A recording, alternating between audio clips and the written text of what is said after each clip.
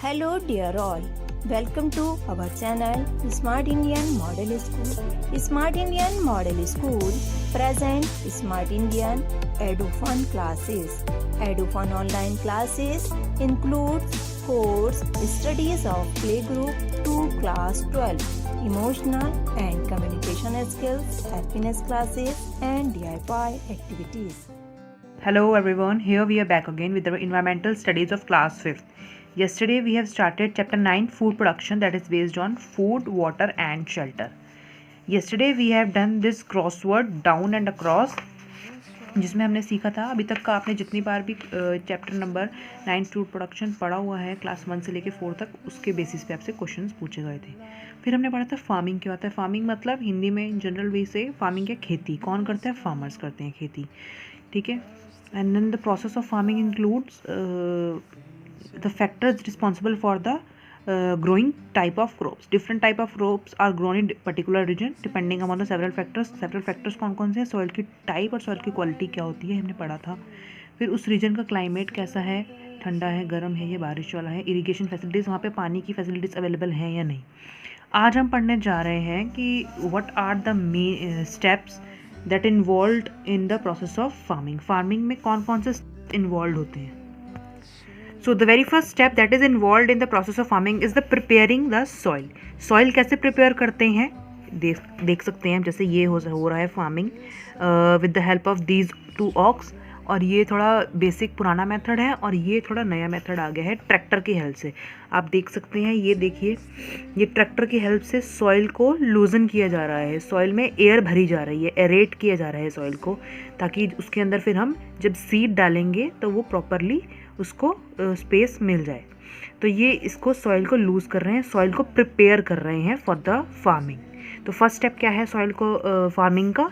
The very first step is preparing the soil. The first step in the process of farming is ploughing. ये क्या हो रहा है? Ploughing हो रहा है, ठीक है। हमने फर्स्ट स्टेप किया था अपटर्निंग, हमने फर्स्ट पेज पे ही क्या पढ़ा था? द अपटर्निंग ऑफ सॉइल का मतलब क्या होता है? प्लोइंग। ये हो रहा है हमारा प्लोइंग, सॉइल को प्रिपेयर किया जा रहा है। तो ploughing is the process by which the soil is turned over. Soil को लूज़ कर देते हैं उसमें। This helps to loosen and aerate the soil and prepare its for sowing seed, ठीक है। इससे सॉइल को प्रिपेयर किया जाता है सीड को, बीज को बोने के लिए या सीड को सोइंग के लिए। तो प्लोइंग इज़ डन यूजिंग प्लोज और ट्रैक्टर्स, ठीक है। ये ट्रैक्टर आप देख सकते हैं, ठीक है। ये ट्रैक्टर की हेल्प से या फिर प्लोज की हेल्प से, ये प्लोज देख सकते हैं, इनकी हेल्प से प्लोइंग होती है। नेक्स्ट स्टेप है नो मोर पढ़ लेते हैं। When earthworm burrow through the soil, जब अर्थवर्म सॉइल के थ्रू चलते हैं, मूव करते हैं, तो they loosen and upturn it. Earthworm कहते हैं कि they are the best friends of the farmer, क्योंकि वो अपने आप ही सॉइल को लूज़ करते हैं। तो तब प्लॉइंग, जैसे हम प्लॉइंग में तो अपने आप आर्टिफिशियली सॉइल को लूज़ करते हैं, ज़बरदस्ती लूज़ करते हैं, बट अर्थवर्म जो है वो नेचुरली, अर्थवर्म जो है वो नेचुरली लूज़ करते हैं। उनको बोला नहीं जाता, बट वो इसीलिए वो फार्मर्स के बेस्ट फ्रेंड कहलाते हैं, ठीक है। तो वो अपने आप सॉइल को लूज़ करते हैं और this helps to increase the amount of air and water that reaches the soil. इससे एयर और वाटर प्रॉपर रीच हो जाता है, प्रॉपरली रीच हो जाता है सॉइल पर। And the droppings of the earthworms also add fertiliser. और जो अर्थवर्म की जो वेस्ट मटेरियल जो एक्सक्रीट करता है अर्थवर्म, उसको वो क्या करता है? Act as a fertility to the soil. उससे सॉइल और ज़्यादा उपजाऊ होती है, ठीक है। उससे ज़्यादा और ज़्यादा सॉइल फर्टाइल होती है। Hence earthworms are also known as farmers friends. Next step है, फर्स्ट स्टेप हो गया प्रिपेयरिंग सॉइल, और अर्थवर्म भी प्रिपेयर करते हैं, हेल्प करते हैं प्रिपेयर करने के लिए सॉइल को। नेक्स्ट स्टेप है एडिंग फर्टिलाइजर्स, यानी कि उसमें हम खाद डालते हैं तो सॉइल और अच्छे से प्रिपेयर हो जाती है और अच्छी फसल उगती है। तो adding fertiliser during ploughing, fertilisers are added to the soil. जब हम सॉइल को प्रिपेयर करते हैं, प्लॉइंग करते हैं, उसके दौरान ही हम फर्टिलाइज़र्स भी ऐड कर देते हैं सॉइल में।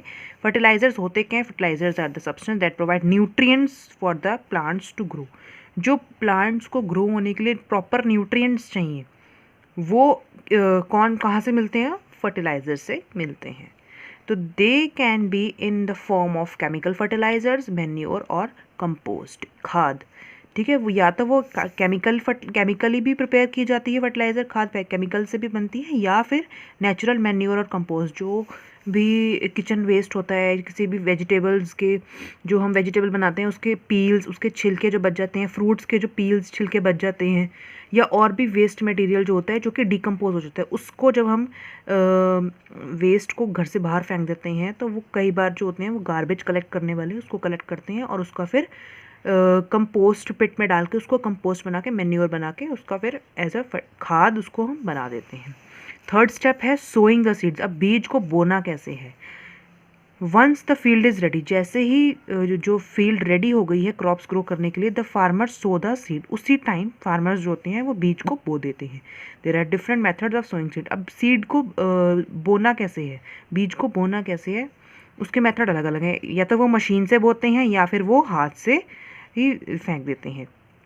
तो broadcasting and drilling are some common method of sowing seeds. जैसे आप देख सकते हैं ये मशीन है, ये सीड ड्रिल मशीन है, ठीक है। इससे क्या हो रहा है, प्रॉपर इक्वल स्पेसेस में सीड्स को ड्रॉप किया जा रहा है, ये मशीन से है। और कई बार लोग जिनके पास मशीन्स नहीं होती फार्मर्स को, वो हाथ से ही इक्वल डिस्टेंस पे गिरते हैं, ठीक है। तो farmers using the drilling method use seed drills that sow each seed approximately at the same depth and distance, equal distance पे seed को गिरा जाता है। and seed drills also cover the seeds with soil। Next है watering the plants. अब हमने soil को prepare कर लिया, फिर उसके अंदर खाद भी डाल दी, फर्टिलाइजर्स भी डाल दिए, फिर उसको बीज को भी बो दिया। अब बीज को बोने के बाद क्या करना है, वाटरिंग द प्लांट्स, ठीक है। प्लांट्स को पानी भी तो देना है। The seeds and growing plants need to be watched regularly. अब उनको वॉच भी करना है, जो प्लांट्स ग्रो हो रहे हैं, जो सीड्स ग्रो हो रहे हैं, सॉरी वाटर भी देना है रेगुलर, और उनको वॉच भी करना होता है, ठीक है, ताकि उनको कोई जानवर आके ख़राब ना कर दे। तो यहाँ पर क्या लिखा है, वाटर रेगुलर, उसको पानी रेगुलर देना है। Irrigation is the process by which water is supplied to the plants. Irrigation क्या होता है, जिससे प्लांट्स को पानी मिलता है, पानी मिलेगा तभी तो ग्रो होंगे। प्लांट्स को क्या चाहिए, सनलाइट चाहिए, एयर चाहिए और वाटर चाहिए ग्रो होने के लिए, ठीक है। तो सनलाइट भी मिल गई क्योंकि खुले मैदान में ग्रो हो रहे हैं, सन की रेज आ रही हैं वो, और एयर भी मिल गई, इन्वायरमेंट में एयर तो है ही। एंड देन वाटर तो हमें खुद देना पड़ेगा, और अगर हमने खुद नहीं दिया तो बारिश के भरोसे भी कई बार होता है, बारिश तो बहुत ज़रूरी होती है फसलों के लिए।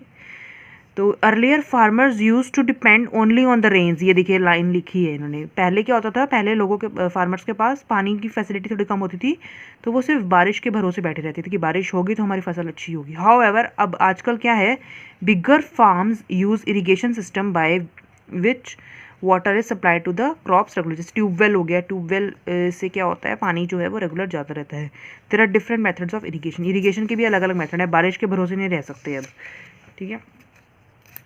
ब्रॉडकास्टिंग का मीनिंग एक बार देख लीजिए, scattering seeds over large area either manually और थ्रू मशीन। जैसे मशीन से भी स्कैटर कर सकते हैं और हाथ से भी स्कैटर कर सकते हैं। अब इरिगेशन के मेथड्स पढ़ लेते हैं। सबसे पहला है कैनाल इरिगेशन। कैनाल इरिगेशन में क्या होता है, in this method water from sources like rivers, reservoirs and lakes is diverted to the farms through the system of canals. जैसे कि आप देख सकते हैं ये। नेक्स्ट है well water from wells is lifted using buckets and used to irrigate the fields। अब well water मतलब कुएं से पानी निकालना। वाटर क्या करते हैं, कुएं में से पानी निकाला और फिर उसको बकेट्स में भरा एंड देन उसको फिर फील्ड्स में डाल दिया। ये बहुत ही मुश्किल मेथड है।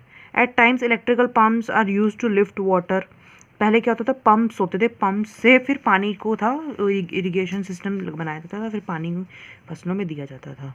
Apart from the regular wells, tube wells are bored and water from the tube wells is pumped out। Tube wells का मैंने आपको बताया, ट्यूब वेल से पानी देते थे।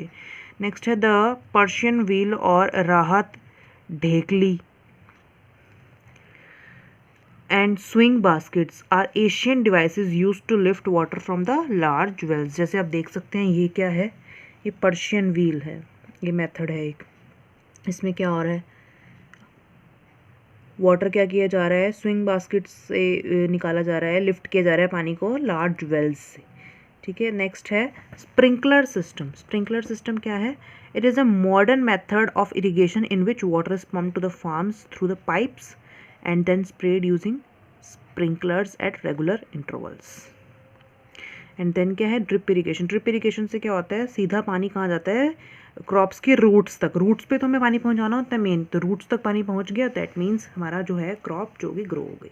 तो ये सबसे अच्छा मेथड है पानी को बचाने का, वेस्ट नहीं होता है इसमें पानी। तो आज हम इतना ही पढ़ेंगे, कल हम आगे का पढ़ेंगे। आई होप आपको समझ में आ गया होगा।